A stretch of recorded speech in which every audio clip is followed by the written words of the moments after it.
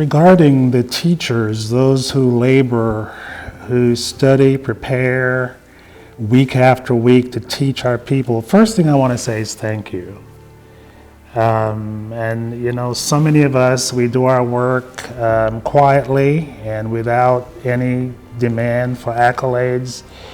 But I want to say thank you, because to teach is a very, very big responsibility. And we have a vision of a vibrant church, and part of that vision of the vibrant church is Sabbath schools throughout the church, throughout the conference, throughout the continent, throughout the world for that matter, led by people who are qualified, who are prepared, and who give their best to communicating God's word. So thank you to the teachers.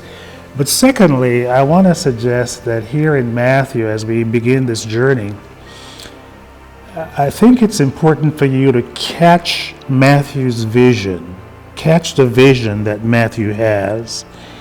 And Matthew's vision is the vision of Jesus. Jesus portrayed, we're talking about portraits of Jesus. Matthew's picture of Jesus is the picture of a king. It's an exciting vision. It's a picture of a king who has come declaring a kingdom to reign with people who will become part of that kingdom.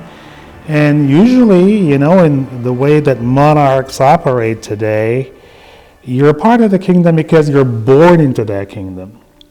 And there is a way in which in this kingdom, as we begin to, you know, go through this process, we discover that this is a different kind of a kingdom. There is no script for this kingdom. There is no history. There is no monarchy in the world that operates this way. It's so different. And so I would say catch the vision of the kingdom that Matthew wants to present.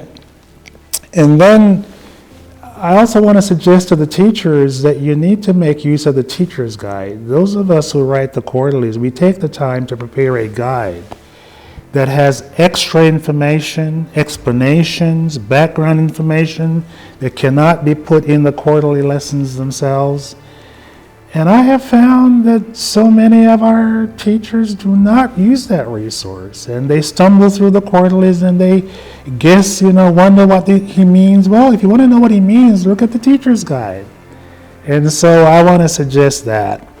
Catch the vision of Matthew, make good use of the teacher's guide, and then thirdly and finally, pray. Don't ever stand before your people with the quarterly in your hand, getting ready to teach, without having sought the Lord, asking Him for direction, and making sure that your heart is ready to enter into that process that we hope God will do as we work our way through the book of Matthew.